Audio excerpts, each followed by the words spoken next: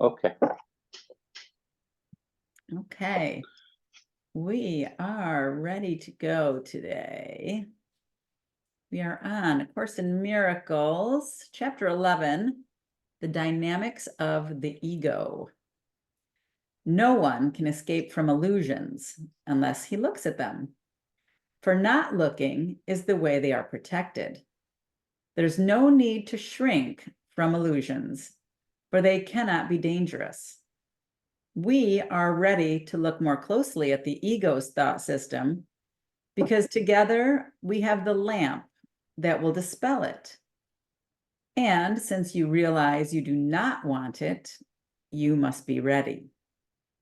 Let us be very calm in doing this, for we are merely looking honestly for truth.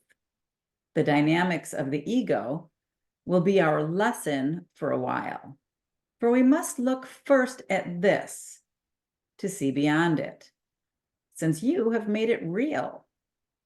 We will undo this error quietly together, and then look beyond it to truth. What is healing but the removal of all that stands in the way of knowledge? And how else can one dispel illusions except by looking at them directly, without protecting them? Be not afraid, therefore, for what you will be looking at is the source of fear. And you are beginning to learn that fear is not real. You're also learning that its effects can be dispelled merely by denying their reality. The next step is obviously to recognize that what has no effects does not exist. Laws do not operate in a vacuum, and what leads to nothing has not happened. If reality is recognized by its extension, what leads to nothing could not be real. Do not be afraid, then, to look upon fear, for it cannot be seen. Clarity undoes confusion by definition, and to look upon darkness through light must dispel it. Let us begin this lesson in ego dynamics by understanding that the term itself does not mean anything. It contains the very contradiction in terms that make it meaningless. Dynamics implies the power to do something, and the whole separation fallacy lies in the belief that the ego has power to do anything. The ego is fearful to you because you believe this. Yet the truth is very simple. All power is of God. What is not of him has no power to do anything. When we look at the ego, then, we're not considering dynamics, but delusions. You can surely regard a delusional system without fear, for it cannot have any effects if its source is not real. Fear becomes more obviously inappropriate if you recognize the ego's goal, which is so clearly senseless that any effort on its behalf is necessarily expended on nothing. The ego's goal is quite explicitly ego autonomy. From the beginning, then, its purpose is to be separate, sufficient unto itself, and independent of any power except its own. This is why it is the symbol of separation. Every idea has a purpose, and its purpose is always the natural outcome of what it is. Everything that stems from the ego is the natural outcome of its central belief. And the way to undo its results is merely to recognize that their source is not natural, being out of accord with your true nature. I said before that to will contrary to God is wishful thinking and not real willing. His will is one because the extensions of his will cannot be unlike itself.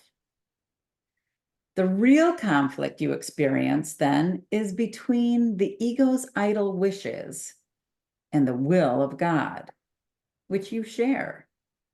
Can this be a real conflict?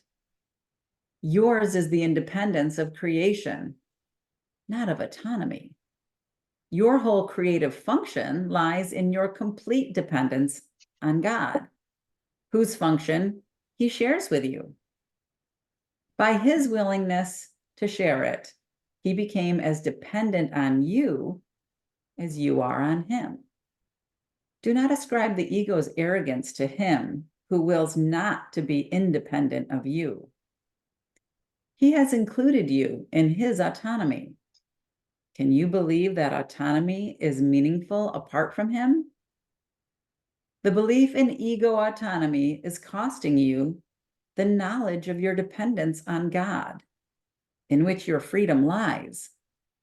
The ego sees all dependency as threatening and has twisted even your longing for God into a means of establishing itself.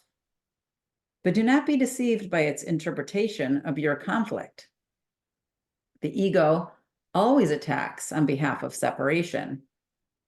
Believing it has the power to do this, it does nothing else, because its goal of autonomy is nothing else. The ego is totally confused about reality, but it does not lose sight of its goal. It is much more vigilant than you are, because it is perfectly certain of its purpose. You are confused because you do not recognize yours. You must recognize that the last thing the ego wishes you to realize is that you are afraid of it. For if the ego could give rise to fear, it would diminish your independence and weaken your power. Yet its one claim to your allegiance is that it can give power to you. Without this belief, you would not listen to it at all. How then can its existence continue if you realize that by accepting it, you're belittling yourself and depriving yourself of power? The ego can and does allow you to regard yourself as supercilious, unbelieving, lighthearted, distant, emotionally shallow, callous, uninvolved, and even desperate, but not really afraid. Minimizing fear, but not its undoing, is the ego's constant effort and is indeed a skill at which it is very ingenious. How can it preach separation without upholding it through fear? And would you listen to it if you recognize that this is what it is doing?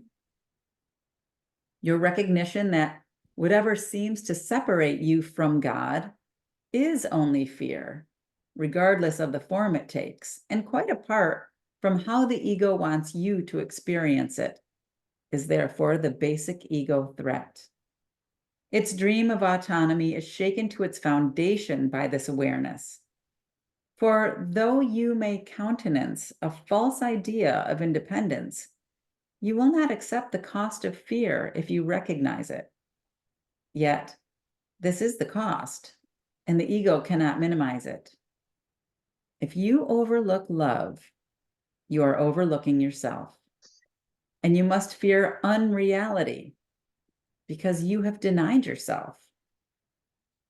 By believing that you have successfully attacked truth, you're believing that attack has power.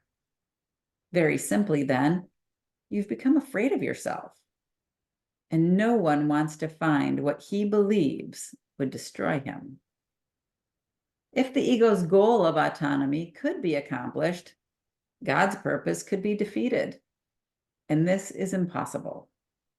Only by learning what fear is can you finally learn to distinguish the possible from the impossible and the false from the true.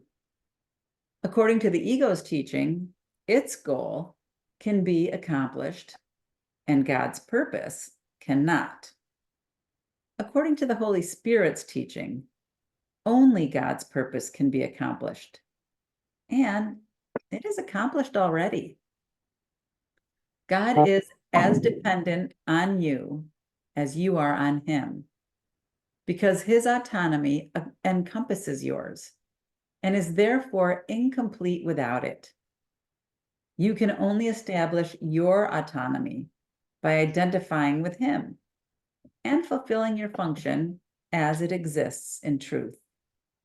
The ego believes that to accomplish its goal is happiness, but it is given you to know that God's function is yours, and happiness cannot be found apart from your joint will.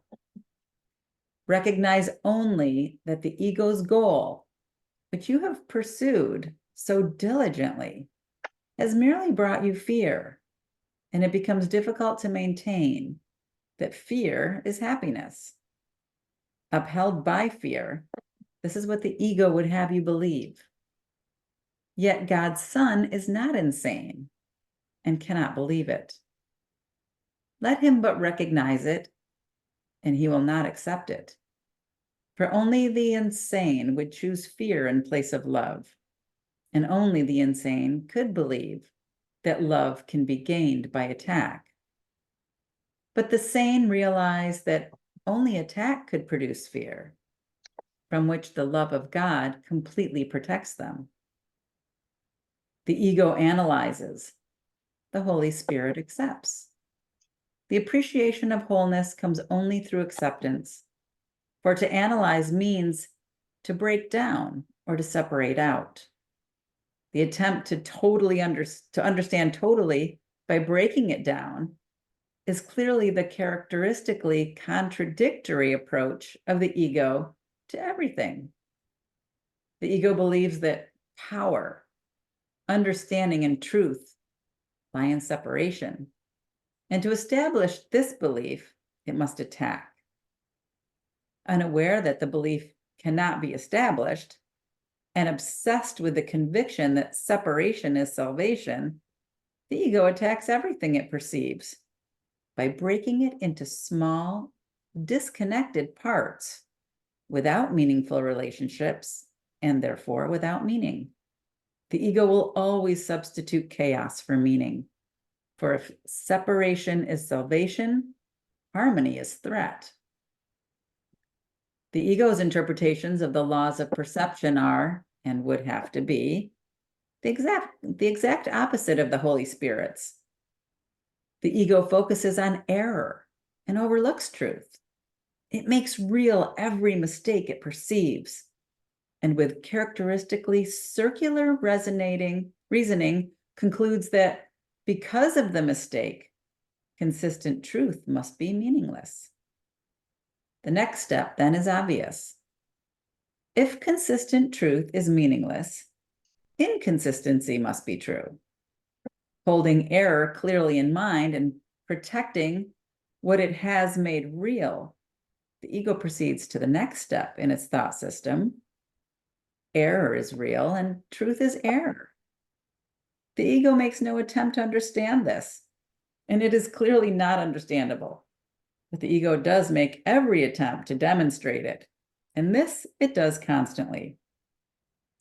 Analyzing to attack meaning, the ego succeeds in overlooking it and is left with a series of fragmented perceptions, which it unifies on behalf of itself. This then becomes the universe it perceives. And it is this universe which, in turn, becomes its demonstration of its own reality. Do not underestimate the appeal of the ego's demonstrations to those who would listen. Selective perception chooses its witnesses carefully, and its witnesses are consistent. The case for insanity is strong to the insane, for reasoning ends at its beginning, and no thought system transcends its source. Yet, reasoning without meaning cannot demonstrate anything, and those who are convinced by it must be deluded. Can the ego teach truly when it overlooks truth? Can it perceive what it has denied? Its witnesses do attest to its denial, but hardly to what it has denied. The ego looks straight at the Father and does not see him. for it has denied his Son. Would you remember the Father, accept his Son, and you will remember him? Nothing can demonstrate that his Son is unworthy, for nothing can prove that a lie is true. What you see of his Son through the eyes of the ego is a demonstration that his Son does not exist. Yet where the Son is, the Father must be. Accept what God does not deny, and it will demonstrate its truth. The witnesses for God stand in his light and behold what he created. Their silence is the sign that they have beheld God's Son. And in the presence of Christ, they need demonstrate nothing. For Christ speaks to them of himself and of his Father. They are silent because Christ speaks to them, and it is his words they speak. Every brother you meet becomes a witness for Christ or for the ego, depending on what you perceive in him. Everyone convinces you of what you want to perceive and of the reality of the kingdom you have chosen for your vigilance. Everything you perceive is a witness to the thought system you want to be true. Every brother has the power to release you if you choose to be free. You cannot accept false witness of him unless you have evoked false witness against him. If he speaks not of Christ to you, you spoke not of Christ to him. You hear but your own voice. And if Christ speaks through you, you will hear him. Oh, that was a long one. Yeah, sure was. Welcome, Tim and Cynthia. Hi, Rika. Welcome. I just finished reading chapter 11, section 5, the dynamics of the ego. And yes, it was long. So I apologize to you who sat and listened without being able to participate. Now is the time to go ahead and share whatever might have come up to you, for you during this section.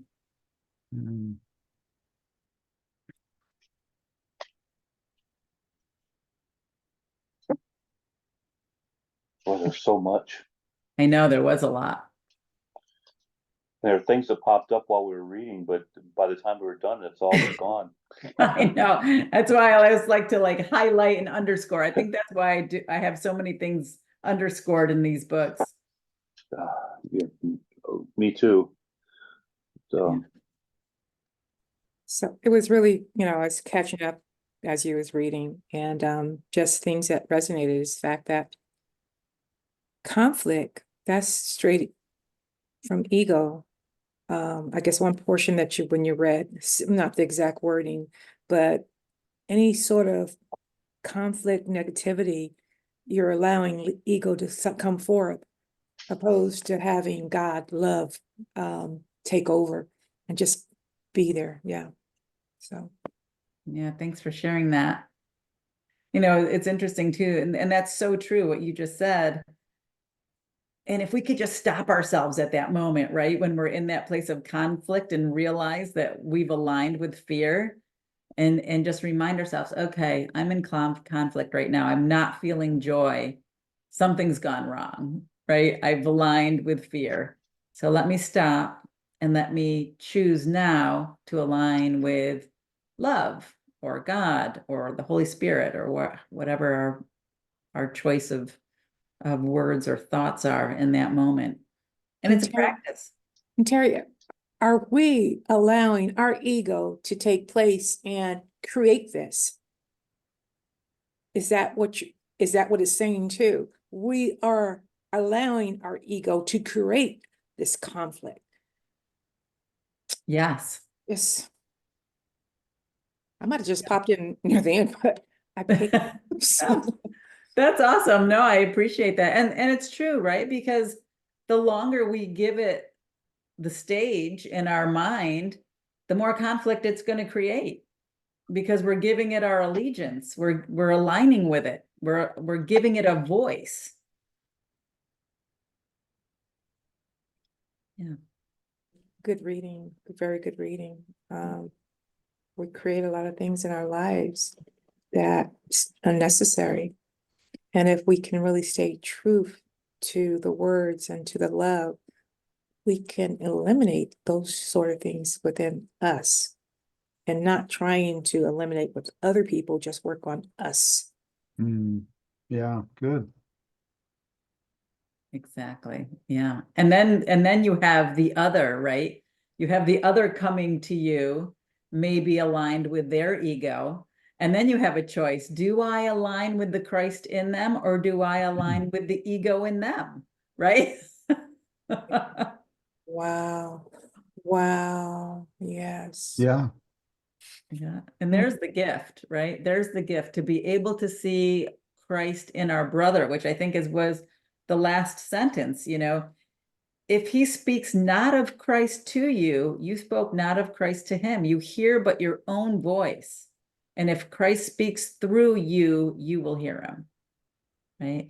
And that's that place where we are, tempted to judge our brothers. He was wrong, or she was wrong, or they were wrong, and they shouldn't think like that. They shouldn't be like that. They shouldn't do those things, right? Because we've already aligned with that ego in them. We've aligned with that fear. It's triggered something in us, and now we're like fighting against it instead of saying, okay, wait a minute. I'm not feeling joy right now, so I must have already aligned with fear. Let me just align with Christ and see that Christ in my brother and allow that to come forth. Do we have to step out of ourselves and observe the situation that's going on, and then going into the love, you can diffuse so many things. Oh, wow. Yeah. Yeah, the ego wants to keep on talking, arguing, proving its point, and beating on the drum. Boy, do I know that one. And it's when we suspend that, it's like, I a lot of times lately with family members, I've had to say, I'm just going to be quiet. Because I realize even if I give them the healing side, rather than, yeah, right, you're right, if I give them the healing side, it's going to be like preaching, so I'm Yeah. But with that, what you said, Tim, are you able to express that, just to express it, to purge yourself to someone of the way you're feeling because of Yeah. the situation? Is it okay to just purge yourself? Or if you purge yourself, are you giving that essence to someone else? My wife and I, we going through it with a couple of our adult children right now, and the struggles they're having, and we can see it, they can't, but we can't tell them. We can't bring it up, but Denise and I, we talk about it and the frustration, and hey, in 20 more years, I'll be gone, she'll be gone, 25 years, whatever. And they're gonna have to, like she said, they'll have to figure it out eventually, or not. I mean, we take this much, much, much too seriously. We leave God to fret over stuff that all we can do is keep clear. And by keeping clear, those children, those people, those friends, whoever, are allowed to express themselves because they don't feel the danger of the condemnation that they get everywhere else, the judgment. Yeah, So that's what I was just going to say. finding it's a good way out. Go ahead. I was just going to say a judgment. And are we allowed, well, my children, I'll speak without judgment. So is speaking without judgment, or asking a question, well, how do you feel? Or how do you view this? No, that's good. opposed to speaking with judgment, and Oh, that's yeah. what we No, don't what want. you're saying is perfect. Yeah.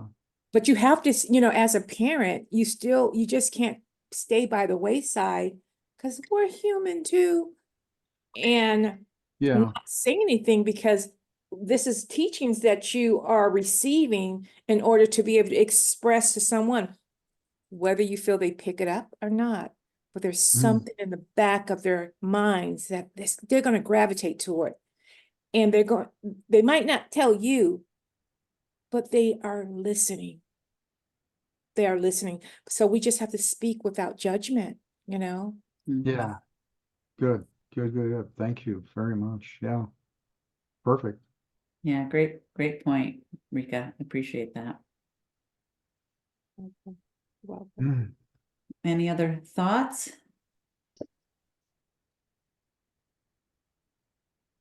So we keep going. All right, let me keep going to our next section. Waking to redemption. It is impossible not to believe what you see, but it is equally impossible to see what you do not believe. Perceptions are built up on the basis of experience, and experience leads to beliefs. It is not until beliefs are fixed that perceptions stabilize. In effect, then, what you believe, you do see. That is what I meant when I said, "Blessed are ye who have not seen and still believe." For those who believe in the resurrection will see it. The resurrection is the complete triumph of Christ over the ego, not by attack, but by transcendence. For Christ does rise above the ego in all its works and ascends to the Father and his kingdom. Would you join in the resurrection or the crucifixion? Would you condemn your brothers or free them? Would you transcend your prison and ascend to the Father? These questions are all the same and are answered together. There's been much confusion about what perception means because the word is used both for awareness and for the interpretation of awareness. Yet you cannot be aware without interpretation. For what you perceive is your interpretation. This course is perfectly clear.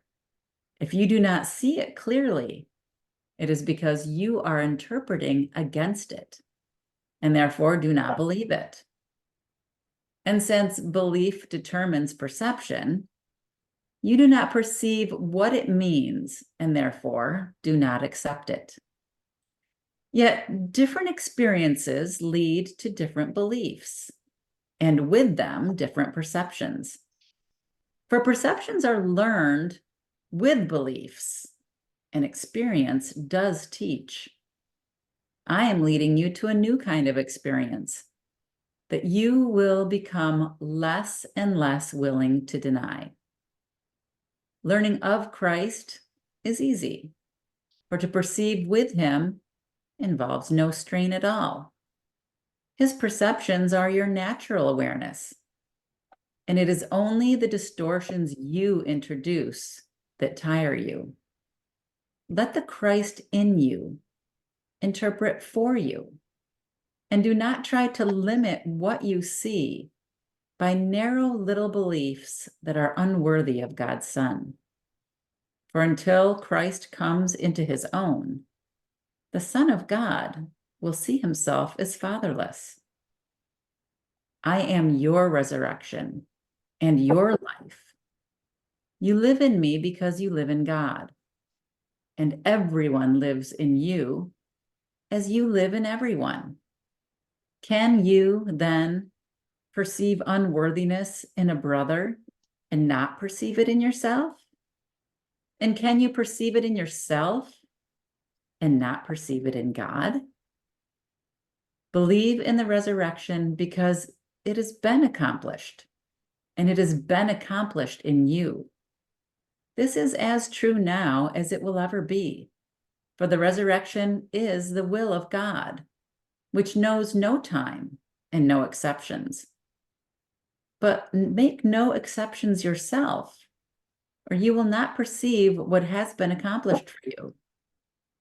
For we ascend unto the Father together, as it was in the beginning, is now, and ever shall be. For such is the nature of God's Son, as his Father created him.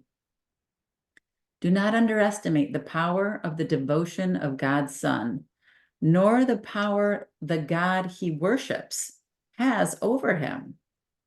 For he places himself at the altar of his God, whether it be the God he made or the God who created him. That is why his slavery is as complete as his freedom, for he will obey only the God he accepts. The God of crucifixion demands that he crucify, and his worshipers obey. In his name, they crucify themselves, believing that the power of the Son of God is born of sacrifice and pain. The God of resurrection demands nothing, for he does not will to take away. He does not require obedience, for obedience implies submission. He would only have you learn your will and follow it, not in the spirit of sacrifice and submission, but in the gladness of freedom. Resurrection must compel your allegiance gladly, because it is the symbol of joy. Its whole compelling power lies in the fact that it represents what you want to be. The freedom to leave behind everything that hurts you and humbles you and frightens you cannot be thrust upon you, but it can be offered you through the grace of God. And you can accept it by his grace. For God is gracious to his Son, accepting him without question as his own. Who, then, is your own? The Father has given you all that is his, and he himself is yours with them. Guard them in their resurrection, for otherwise you will not awaken God, safely surrounded by what is yours forever. You will not find peace until you have removed the nails from the hands of God's Son and taken the last thorn from his forehead. The love of God surrounds his Son, whom the God of crucifixion condemns. Teach not that I died in vain. Teach rather that I did not die, by demonstrating that I live in you. For the undoing of the crucifixion of God's Son is the work of the redemption, in which everyone has a part of equal value. God does not judge his guiltless Son. Having given himself to him, how could it be otherwise? You have nailed yourself to a cross and placed a crown of thorns upon your own head. Yet you cannot crucify God's Son, for the will of God cannot die. His Son has been redeemed from his own crucifixion, and you cannot assign to death whom God has given eternal life. The dream of crucifixion still lies heavy on your eyes, and what you see in dreams is not reality. While you perceive the Son of God is crucified, you are asleep. And as long as you believe that you can crucify him, you are only having nightmares.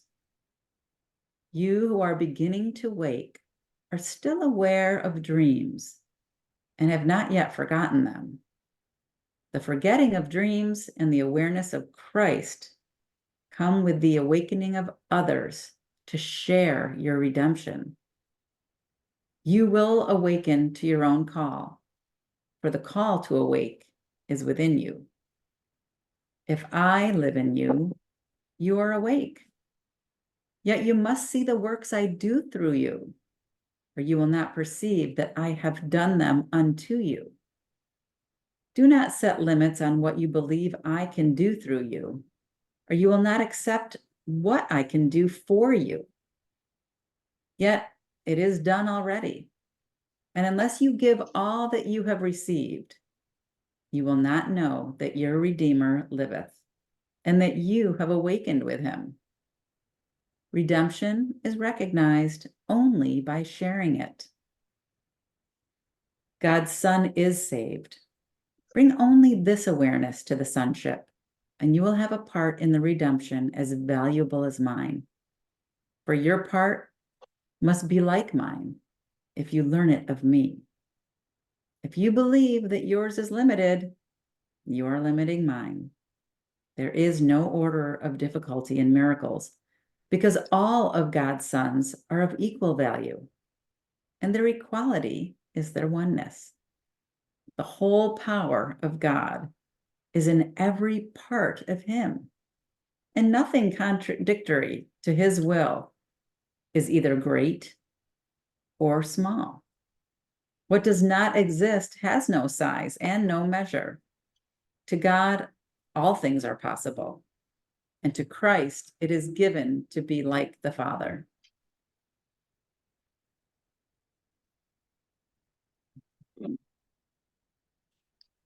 So we can only awaken by sharing it with our brothers. Yeah. Herein lies the rub, right?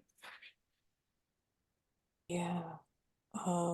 Terry, could you please expound on when it states here the freedom to leave behind everything that hurts you and humbles? You know, you always heard that word, you need to humble yourself. So Mhm. right here it states, leave that behind. Is there any other explanation that you can share with that? That's a big one because you constantly hear that. Yeah, can you tell me where that is and what we read? I'm sorry, 208, it's in section 6. The resurrection must compel your allegiance gladly. Okay, Oh, 6, yeah. yep. You leave behind everything that hurts you and humbles you and frightens you, cannot be thrust upon you, can be offered you through the grace of God. Okay, so expound on how you leave it behind you, right? No, it's the fact that is the word humble. Mm-hmm. You know, that's where I picked up. I don't know. You always, people say, you really need to humble yourself, you know? Leaving behind everything else. But it's- Because again, words are but symbols of symbols, right? And we all have a different meaning for the word humble, right?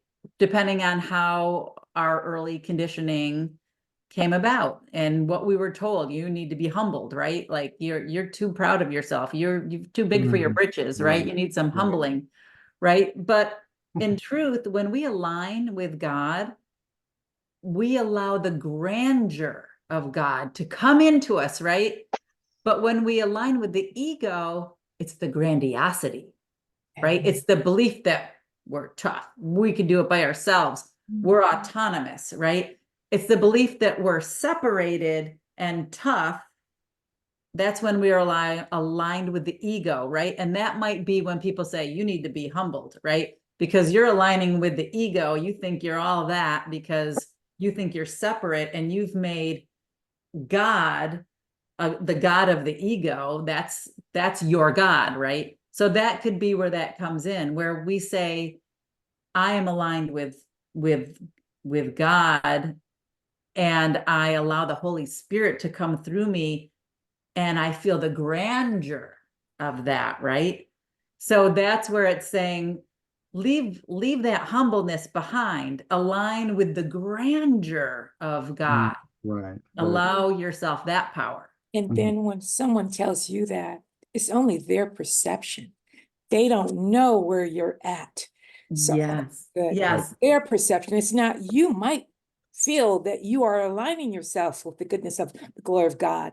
And they see something different because you illuminate, you come forth strong and because Yes. you're there and okay. And in that moment, right?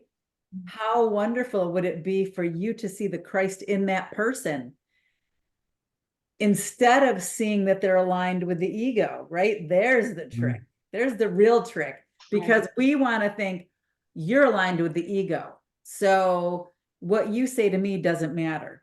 What Right. if we could just erase that whole thing and say, wow, I see the Christ in you, Right. and totally ignore what they're saying to us because it's meaningless and it has Right, no right, power. good. It doesn't mean anything, right? So instead, look at them with see the truth in them and see their grandeur, Right. right? And there's the trick, right? Yeah. Because that part of us says, no, we're not aligned with the ego.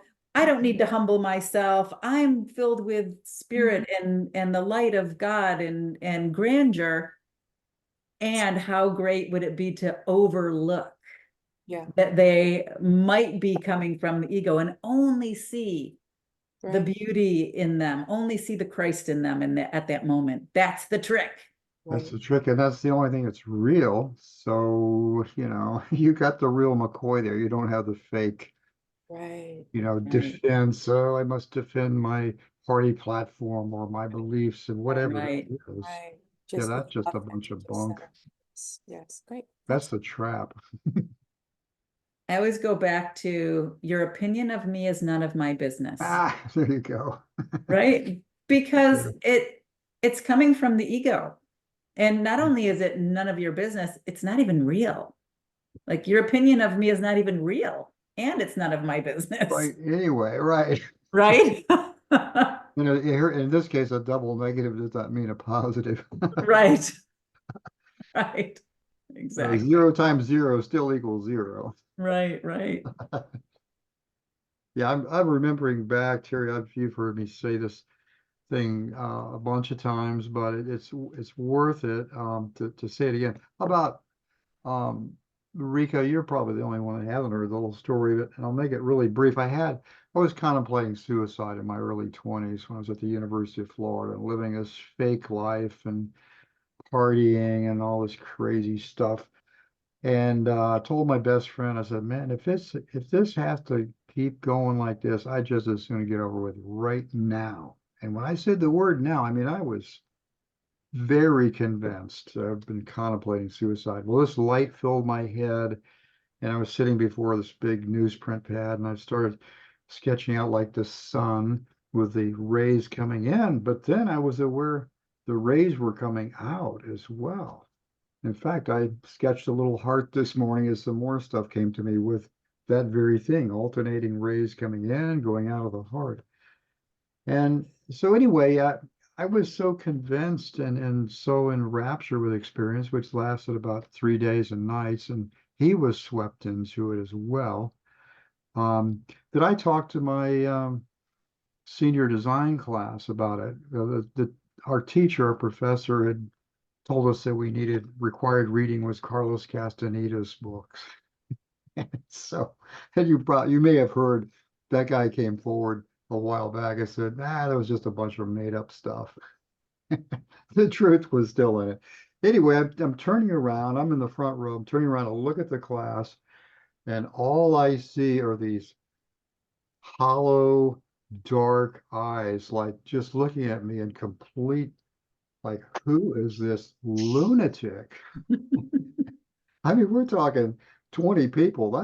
That could to a poor little ego, that would be pretty overwhelming. And I just like, that's not real. Stay in your path, stay in what I'm giving you, is what voice was telling me. And I said, if you believe what I say now, this instant, you'll be free. It pretty much was that. I mean, it was like the Christ was coming through me.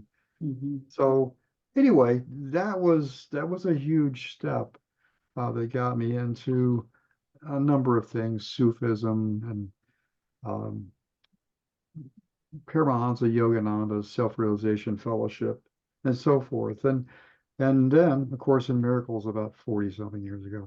So there you have all the little junk. The point is that the conviction that comes from completely giving up, I mean, completely giving up what was you thought was sustaining you, opens the way to something that has incredible power. can deny death and everything else. So that's where we have to come from. I'm more and more convinced every day, and these classes with you all and others that I'm part of are very, very important to sustaining that. I try to do it on my own with my wife and, maybe a friend, and you have to have more. You have to be able to talk like we're talking now, and, because we can all go off a little path. Wait a minute, come back. Anyway, enough. Thank you for your patience and listening to that. I hope it was worthy. If it wasn't, well, I can laugh at it. It's worthy to me. So to this guy, Thanks, Tim. yeah, anyway. And a person can be able to express yourself, feel comfortable expressing themselves is worthy for you. So this is that we're just here, Thank you for joining today, Rika. Is this your first class with us here? No, it's not. I came like last year sometime. Okay, I kind of remember, but wasn't sure. Yeah, Wasn't- last year. I don't think I had my camera up.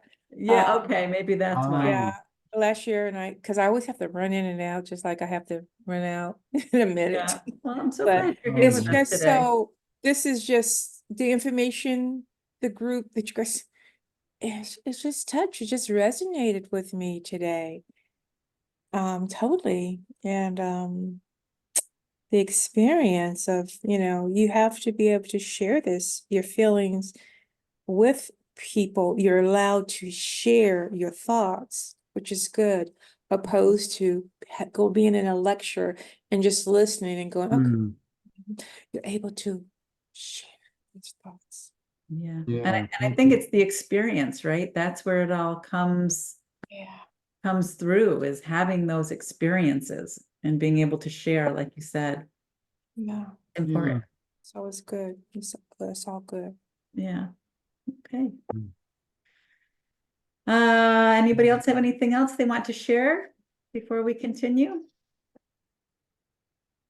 All right, let's see if we can Mhm. get another section in. Cool. The condition of reality. The world as you perceive it cannot have been created by the Father, for the world is not as you see it. God created only the eternal, and everything you see is perishable. Therefore, there must be another world that you do not see. The Bible speaks of a new heaven and a new earth. Yet this cannot be literally true, for the eternal are not recreated. To perceive anew is merely to perceive again, implying that before, or in the interval between, you are not perceiving at all. What then is the world that awaits your perception when you see it? Every loving thought that the Son of God ever had is eternal. The loving thoughts his mind perceives in this world are the world's only reality. They are still perceptions, but he still believes that he is separate. Yet they are eternal because they are loving. And being loving, they're like the Father and therefore cannot die.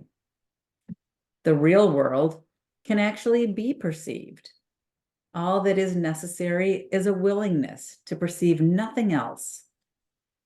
For if you perceive both good and evil, you're accepting both the false and the true and making no distinction between them. The ego may see some good, but never only good. That is why its perceptions are so variable.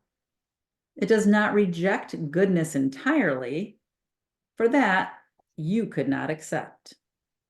But it always adds something that is not real to the real, thus confusing illusion and reality.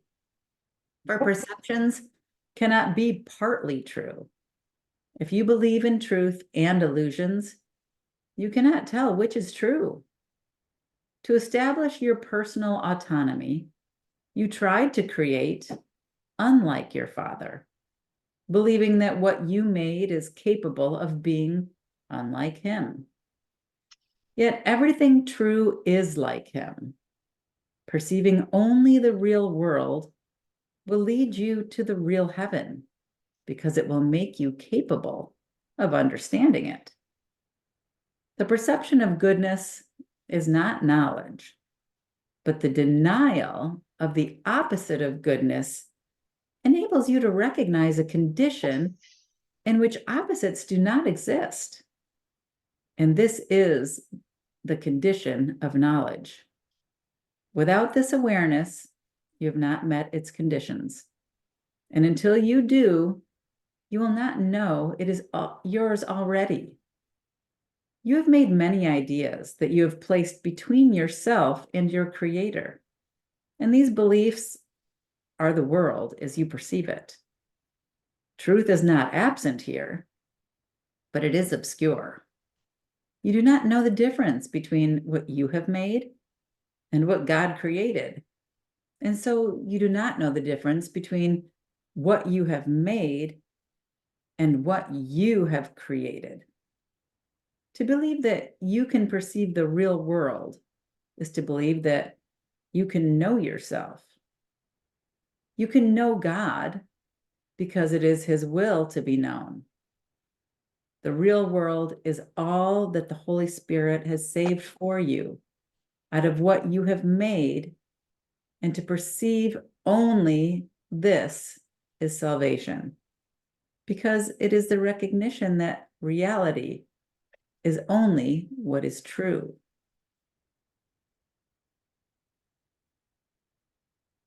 So interesting. I have been reading this book for over 30 years, almost 32 years to be exact.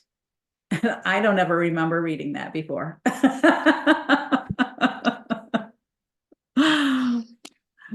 I feel like every time you read this book, you read it from a new set of eyes, because it's from a new set of clarity of mind.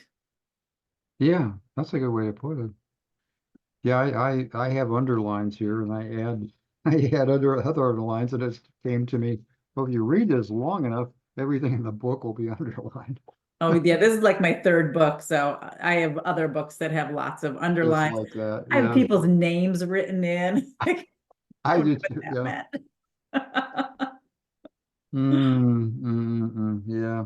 Oh, Yeah. So from a very long section to a very short section, but I love that final sentence. The real world is all the Holy Spirit has saved for you out of what you have made. And to perceive only this is salvation, because it is a recognition that reality is only what is true. Now, you could say that to somebody that has not experienced that, and they'd probably look at you, okay, what are you saying? What is true and what is not true? I mean, so where do you go? I guess you just look at them with love and give them a big hug or something. I don't know. If When they're you a talk about, hugger, they may when they you may talk be, about, they yeah, may go, no, don't touch me. Okay, that's cool. you create your own reality. Yeah. Yeah. I think for me, I love to look at other people as me.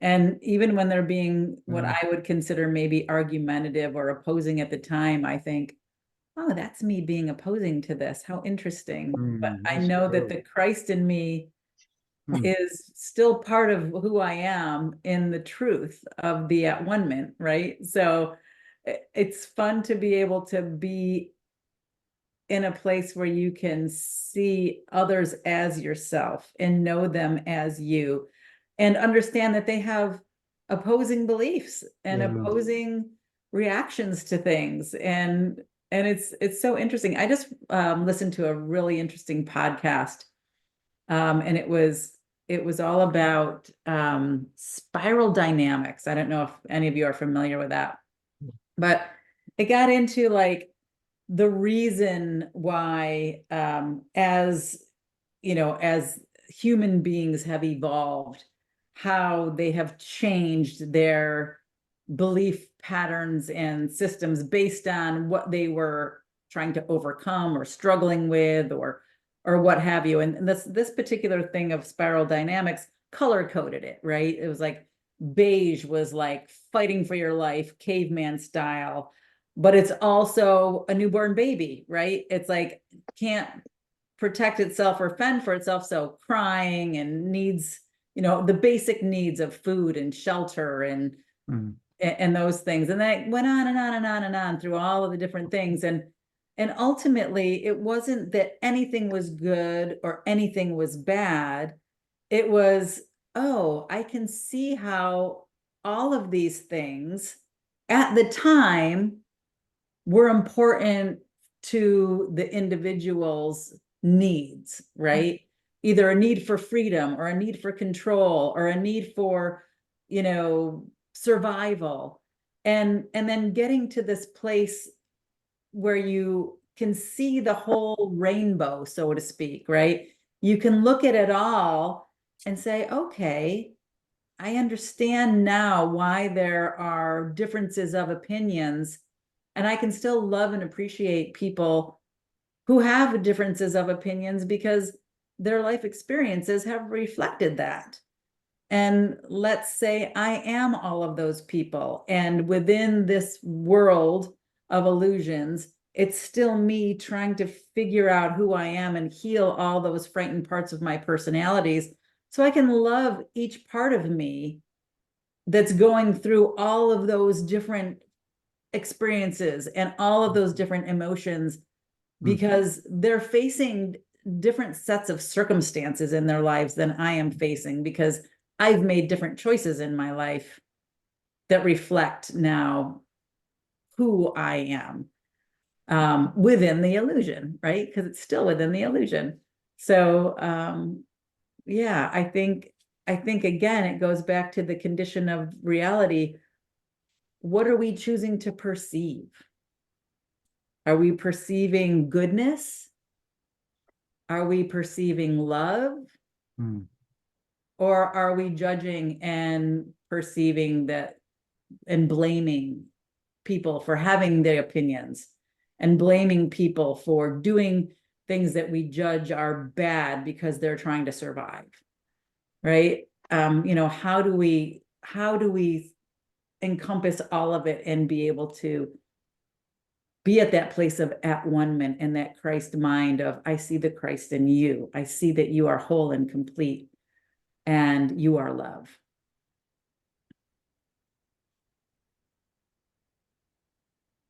Yeah, that's good, Jerry. That's a full-time task. Try not to, well, as a cat owner, we always have cat hair on us. I do in particular. Oh, so, yeah, okay, that's cool. Okay, well, that doesn't mean that's me. Yeah. That's just an effect. So, yeah, that's kind of how I take that. It's like, yeah, those experiences with different people, different beliefs, whatever they are, doesn't make them wrong. I've recently we were in England in August and really had a profound experience of being able to be in York Minster Cathedral in York, and so now I've found online, I found the programs. I listened to this beautiful organ and this singing, and then I want to comment at the end, and there'll only be out of like, hundreds of people and thousands online, there'll be two comments, and they're all properly said and whatever, or they'll be like, well, it was beautiful, but then you had all the clearing of throats and the scooting of chairs at the end. I was like, oh my God, this incredibly beautiful place. It's a, geez, it's over 1,000 years old, well over 1,000. I just go, oh, wow. So there you go. It's whatever you get used to. Yeah, it's true. Take it for granted. Anyway. So I just want to remind everyone too that we do start reading at 12:30. But I open the space at 12 o'clock. So if anybody wants to jump on early, Carl and I had a nice private chat this morning. It was just the two of us, and we had a lot of things that we caught up on. But everyone is welcome to join at noon if they want to come in and speak. I don't record anything from noon to 12:30, but at 12:30 I do start the recording because I send them out. So feel free to join at noon for all of you who are listening to the recording, and to all of you here today if you want to jump in and just have some casual chit chat, which many times pertains exactly to what we read, which it did again today. Yeah, very much so. So I want to thank you all for coming here today. Does anybody have anything they'd like to share before we close? I just want to thank you for the opportunity of coming and sitting with your people today. I enjoyed it. Yeah, thanks for being Um, here. Run off now. It's 12:30. Okay. It is 12:30, so we're going to close. Thank you Yeah. all, and Thank you. see you next week. Okay. Thank you all. Bye, guys. Bye, everybody.